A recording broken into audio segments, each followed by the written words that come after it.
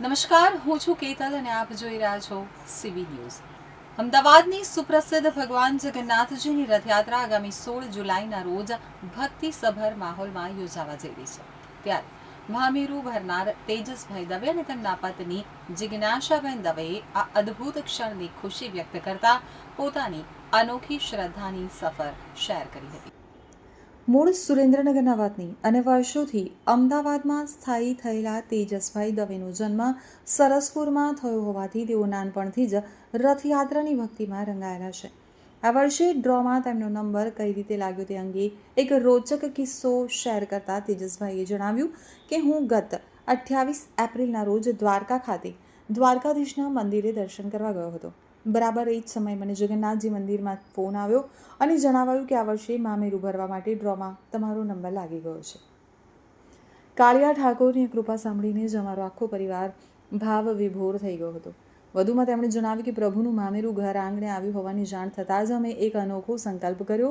આ અંગે લાગણીસભર વાત કરતાં કહ્યું કે અમે ઘરમાં 3 ભાઈઓ છીએ અને અમારે કોઈ સગી બહેન નથી, એટલે અમે અમારી બહેન સુભદ્રાજીનું ધામધૂમથી મામેરું કરીશું। પરિવારની ઈચ્છા હતી કે ઘરનું વાસ્તુ ભલે પછી થાય, પરંતુ ઘરમાં પહેલો પ્રવેશ સ્વયં ભગવાન જગન્નાથજી જ કરે।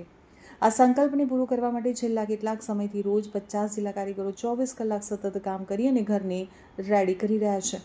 તેજસભાઈના પત્ની જિજ્ઞાસાબેન દવેએ જણાવ્યું હતું કે ઘરમાં રોજે રોજ મહેમાનોના લિસ્ટ બને છે અને ઉત્સાહનો માહોલ છે। જો કે લંડનમાં અભ્યાસ કરતી તેમની એકમાત્ર દીકરી આ સમયે એક્ઝામ હોવાને કારણે આવી શકી નથી, જેનો મનમાં થોડો વસવસો છે।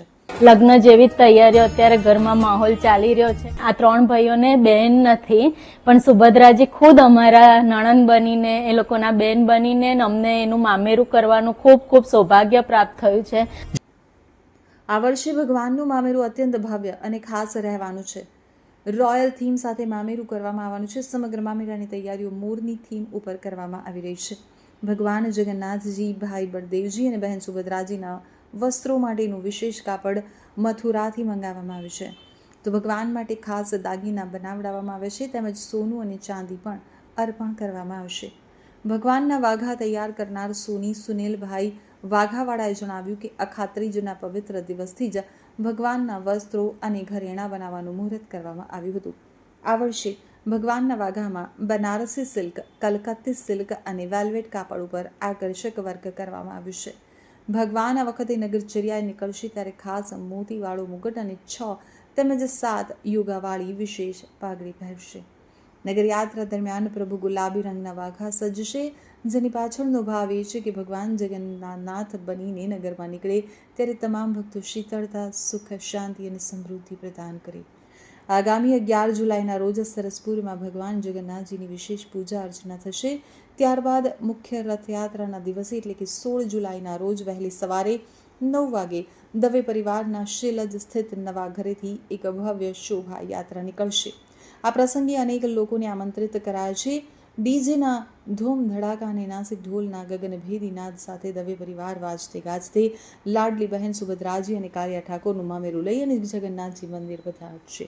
આ વખતે ખાસ કરીને બનારસી સિલ્ક છે, કલકત્તી સિલ્ક છે અને વેલ્વેટ ઉપર આપણે વર્ક કરેલું છે। એમાં ખાસ કરીને મોતીવાળો મુગટ ભગવાન ધારણ કરશે અને ગુલાબી કલરમાં ભગવાન નગરયાત્રાએ આવશે।